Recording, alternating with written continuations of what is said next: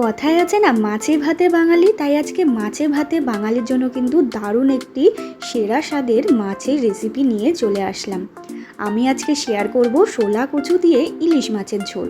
অনেকেই কিন্তু শোলা কচুটা খুব একটা চেনে না, তবে আজকে আমি আপনাদের শোলা কচু দিয়ে কিভাবে ইলিশ মাছের ঝোল করতে হয় সেটাই দেখাবো।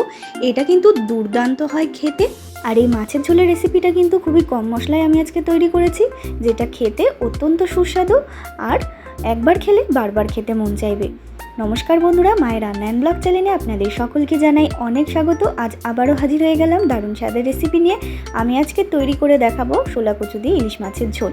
তো চলুন আর বেশি দেরি না করে ঝটপট করে শুরু করা যাক। তার আগে যারা এখনও চ্যানেলটাকে সাবস্ক্রাইব করেননি তারা কিন্তু অবশ্যই চ্যানেলটাকে সাবস্ক্রাইব করে পাশে থাকা বেল আইকনটা অবশ্যই কিন্তু ক্লিক করে রাখবেন। তো প্রথমেই আমি মাছটাকে লবণ আর হলুদ মাখিয়ে নিয়েছি, ভালো করে ধুয়ে পরিষ্কার করে, দেখে বুঝতেই পাচ্ছেন। এরপরে লবণ আর হলুদ মাখিয়ে কিছুক্ষণ রেখে দেবো। আর যারা চেনেন না শোলা কচু কোনটা, এটা হচ্ছে শোলা কচু। এরপরে কিন্তু শোলা কচুটাকে কেটে নেব, আর এই যে সাদা অংশটা এটা কিন্তু ফেলে দিতে হবে। তো দেখুন খোসাটা ছাড়িয়ে কিন্তু এরকম দু টুকরো করে তারপর পাতলা পাতলা করে কেটে নিয়েছি, আর ওই সাদা অংশটা কিন্তু ফেলে দিতে হয়।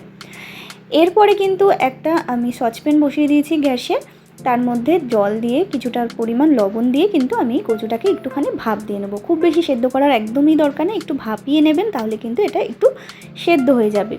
আর এই শোলা কচু দিয়ে মাছটা একবার তৈরি করে দেখুন বন্ধুরা, দারুণ লাগবে। অনেকেই তো ইলিশ মাছের রেসিপি অনেক রকমভাবে খান, তবে এইভাবে খেয়ে দেখুন, অত্যন্ত সুস্বাদু লাগে। তো দেখুন কচুটাকে কিন্তু ভাপ দিয়ে আমি জল ছড়িয়ে রেখে দেবো। তারপরে এখানে সরাসরি গ্যাসে একটা কড়াই বসিয়ে দিয়েছি, তার মধ্যে দিয়ে দিলাম এখানে সর্ষের তেল।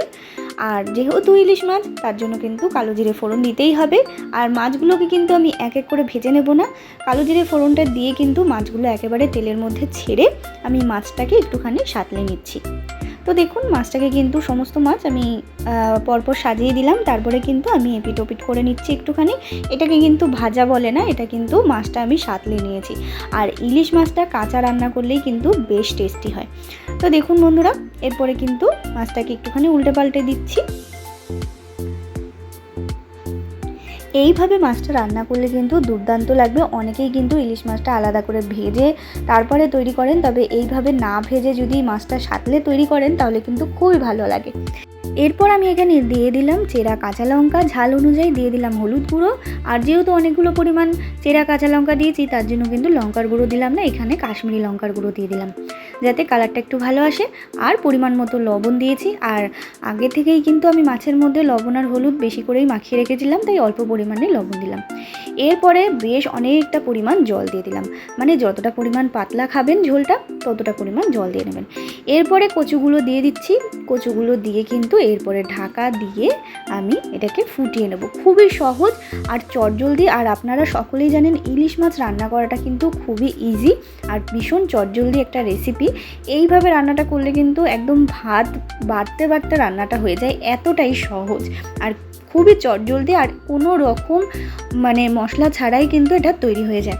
দেখে আপনারা বুঝতেই পারলেন আমি কিন্তু কোনো রকম উল্টোপাল্টা মশলা দিইনি, একেবারে লঙ্কার গুঁড়ো, হলুদ গুঁড়ো আর কাঁচা লঙ্কা আর কালো জিরে দিয়ে কিন্তু তৈরি করে ফেললাম আজকের এই ইলিশ মাছের ঝোলটা। ইলিশ মাছ যেহেতু যেমনভাবেই রান্না করা হয় তেমনভাবেই কিন্তু খুবই ভালো লাগে। তো দেখুন বন্ধুরা, একেবারে তৈরি হয়ে গেছে। আর ঝোলটা কিন্তু খেতে অসাধারণ হয়েছিল। গরম ভাতের সাথে যদি এই ইলিশ মাছের ঝোলটা পাওয়া যায় শোলা কচু দিয়ে, তাহলে কিন্তু একদম দুর্দান্ত লাগবে। তো দেখুন ফুটিয়ে কিন্তু নামিয়ে দিলাম। এরপরে আমি একটা বাটির মধ্যে সার্ভ করে দিচ্ছি। তো বন্ধুরা, একবার হলেও কিন্তু এই রেসিপিটা বাড়িতে করা চাই। অনেকেই কিন্তু শোলা কচুটা ঠিক চেনে না, তবে আপনাদের দেখিয়ে দিলাম শোলা কচুটা কেমন হয়। অনেকেই জানেন না যে শোলা কচু দিয়েও ইলিশ মাছ তৈরি করা হয়, তবে এইভাবে যদি শোলা কচু দিয়ে ইলিশ মাছটা আমার মতো করে তৈরি করেন তাহলে কিন্তু দুর্দান্ত লাগবে। আর একবার তৈরি করে দেখুন, বারবার খেতে মন চাইবে, এতটাই সুস্বাদু হয়। তো বন্ধুরা, আমার আজকের এই রেসিপিটা আপনাদের কেমন লাগলো আপনাদের অবশ্যই কমেন্টে জানাতে কিন্তু একেবারে ভুলবেন না। ভালো লাগলে অবশ্যই একটা লাইক করবেন, শেয়ার করবেন। আর যারা এখনও চ্যানেলটাকে সাবস্ক্রাইব করেননি তারা কিন্তু অবশ্যই চ্যানেলটাকে সাবস্ক্রাইব করে পাশে থাকবেন। ধন্যবাদ।